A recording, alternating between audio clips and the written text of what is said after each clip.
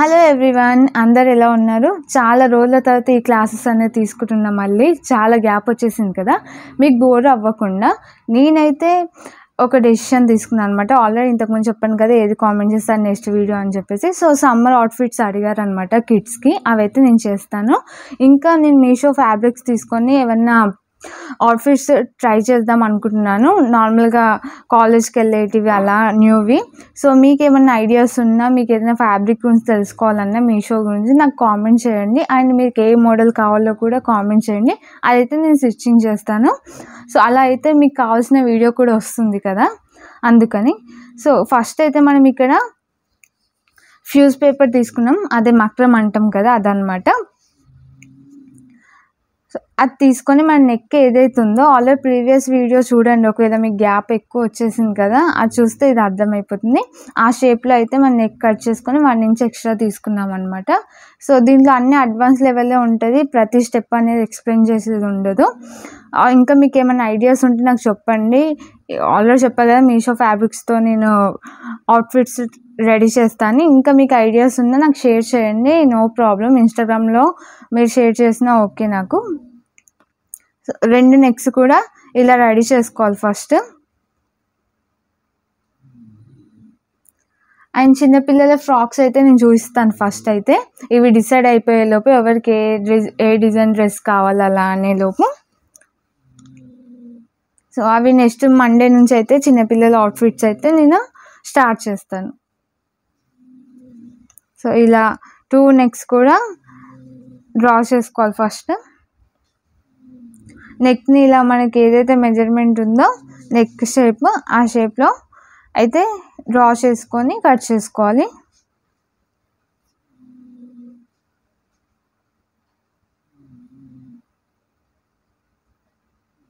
మీకు నేను 4 blouse types చెప్పాను అనుకుంటా ఇందులో. ఇది కంప్లీట్ చేస్తే ఒకటి అయినట్టు. సో దాని తర్వాత నెక్స్ట్ అలా లైన్గా 4 అయితే అయిపోతాయి నాకు తెలిసి ఈజీగా, నేను వీడియోస్ చేస్తే మాత్రం. ఈసారి నుంచి గ్యాప్ రాకుండా చూసుకుంటా మ్యాక్సిమం. సో ఇలా 2 నెక్స్ అనేది కట్ చేసుకొని ప్రిపేర్ చేసుకోవాలి. దీన్ని మనం ఫ్యాబ్రిక్ పైన పెట్టుకొని, చెప్పాను కదా ఆల్రెడీ ఇంతకుముందు స్టార్టింగ్ నా క్లాసెస్ వినేవాళ్ళు, ఫ్రీ టైలరింగ్ క్లాస్ వినే వాళ్ళకి ఇది తెలిసి ఉంటుంది.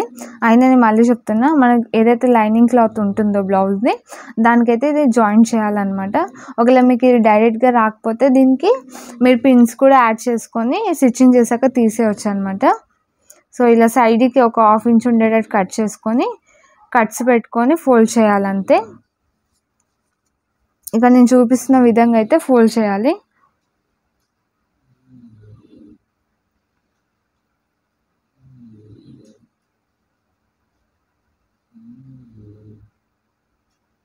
ఇలా మీరు మక్రమ్ యూజ్ చేయడం వల్ల నెక్కి పర్ఫెక్ట్ షేప్ అనేది వస్తుంది అనమాట. మీరు ఏ షేప్లో అయితే నెక్ తీసుకున్నారో, కార్నర్స్ కానీ, ఎడ్జెస్ కానీ, షేప్స్ కానీ, కర్వ్స్ కానీ సేమ్ అలాగే వస్తాయి.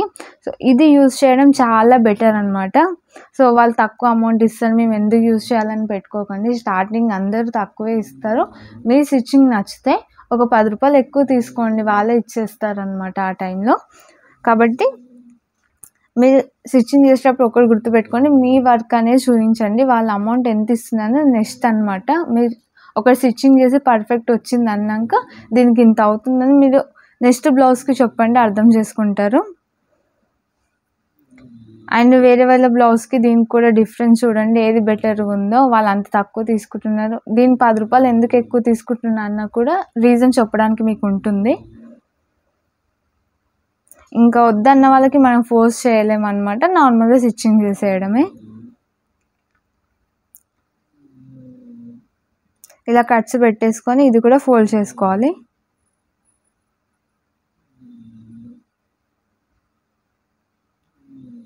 మొత్తం సర్కిల్ రౌండ్ చేసుకోవాలి ఇది.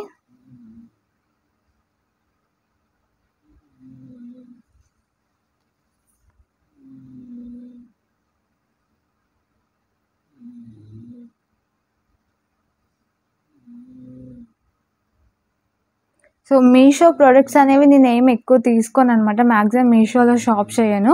బట్ ఇప్పుడైతే మనకు తక్కువ బడ్జెట్లో క్లాత్ కావాలంటే అది మీషో నుంచే. నేను మీకు వీడియోస్ ఇవ్వాలన్నా నాకు కూడా బడ్జెట్ ఉండాలి కాబట్టి అందులో నుంచే తీసుకోవాలి.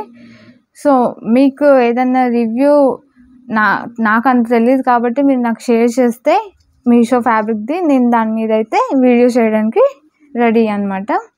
సో ఏ డిజైన్ అయినా పర్లేదు, స్టిచ్చింగ్ చేస్తా, వీడియో అప్లోడ్ చేస్తా అది కంప్లీట్గా స్టార్టింగ్ నుంచి ఎండ్ వరకు. సో ఇది గుర్తుపెట్టుకొని మీరు నాకు ఫ్యాబ్రిక్ డీటెయిల్స్, ఏ మోడల్ డ్రెస్ కావాలని షేర్ చేయాలి. అండ్ మీరు నాకు యూట్యూబ్లో కామెంట్లో చెప్పిన ఓకే, ఆ కోడ్ చెప్పిన ఓకే, నేను వెళ్ళి చూసుకుంటుంది.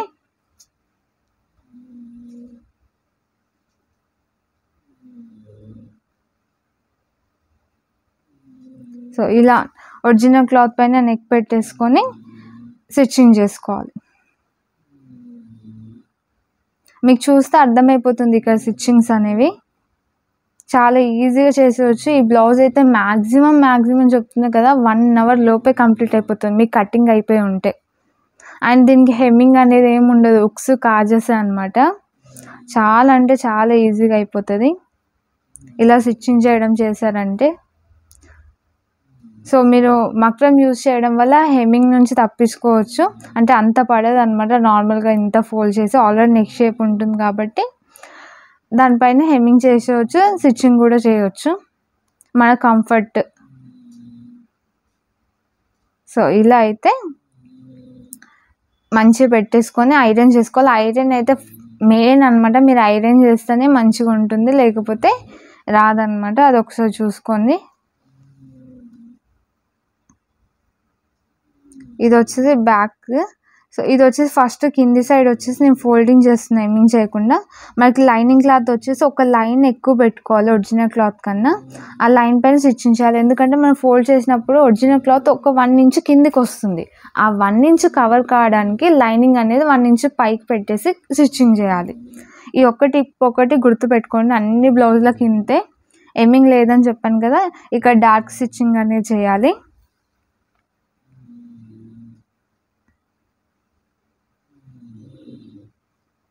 చూడండి ఇలా ఫోల్డ్ చేసినప్పుడు కింది వైపు అనేది ఒక 1 ఇంచ్ దిగుతుంది అనమాట. కరెక్ట్గా లైనింగ్ సైజ్ అయితే రాదు. సో అప్పుడు మనం కిందికి దిగినప్పుడు ఆ 1.5 ఇంచ్ అనేది కవర్ అయిపోతుంది ఫోల్డింగ్లో.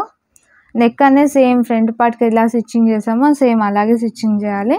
ఒకవేళ మీకు నెక్ గురించి తెలుసుకోవాలంటే ఫ్రీ టైలరింగ్ క్లాసుల్లో ఉన్నాయన్నమాట, ఒకసారి వెళ్ళి చూడండి. ఇలా ఫోల్డ్ చేసేసుకోవాలి. ఇదైతే కంప్లీట్ అయిపోయింది. ఇక్కడ వచ్చేసి సైడ్ స్టిచ్చింగ్స్ వేసుకోవాలి.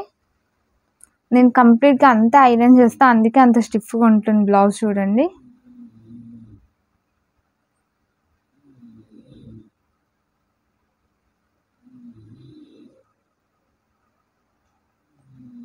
ఇలా పెట్టేసుకొని ఐరన్ చేసుకుంటే సరిపోతుంది అనమాట. అండ్ ఫ్రంట్ పార్ట్ వచ్చేసి నేను జాయింట్ చేయలేదు సైడ్కి, ఫ్రంట్ పార్ట్ ఓన్లీ నెక్ ఒకటే వేసుకున్నా. అండ్ దీనికోసం వచ్చేసి మనకి నేను కాటన్ ఫ్యాబ్రిక్ ఆర్ ఎటు జారకుండా ఉన్న క్లాత్ అనేది యూజ్ చేయాలని ముందే చెప్పాను మీకు. సో అది ఫాలో అవ్వండి. ఇలా ఓపెన్ చేసేసుకొని front part lining and original cloth, lining దానికి లైనింగ్ ప్రిన్స్ కట్, ఒరిజినల్ దానికి ఒరిజినల్ ప్రిన్స్ కట్ అనేది జాయింట్ చేయాలన్నమాట. సో ఇక్కడ నేను చూపిస్తున్న విధంగా అయితే జాయిన్ చేయండి. ఎక్కువ తక్కువ ఏం కాదు, గుంజకండి. మీరు స్టిచ్చింగ్ చేసేటప్పుడు నార్మల్గా పట్టుకొని స్టిచ్చింగ్ అయితే చేయండి.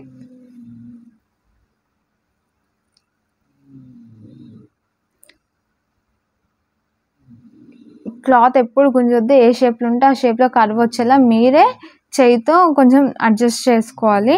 పిన్ని కొంచెం పైకి లేపి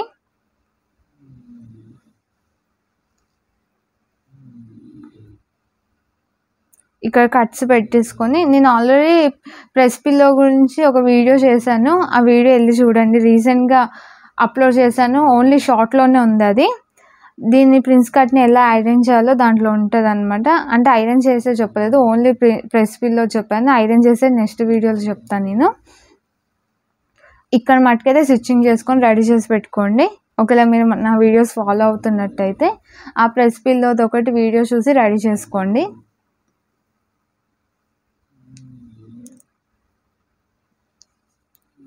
సో పార్ట్ 2 నెక్స్ట్ వీడియోలో అయితే ఫుల్ స్టిచ్చింగ్ అనేది కంప్లీట్ అయిపోతుంది. మీరు వేసుకొని చూసాక పర్ఫెక్ట్ ఉందని కామెంట్ చేస్తే హ్యాపీ అనమాట.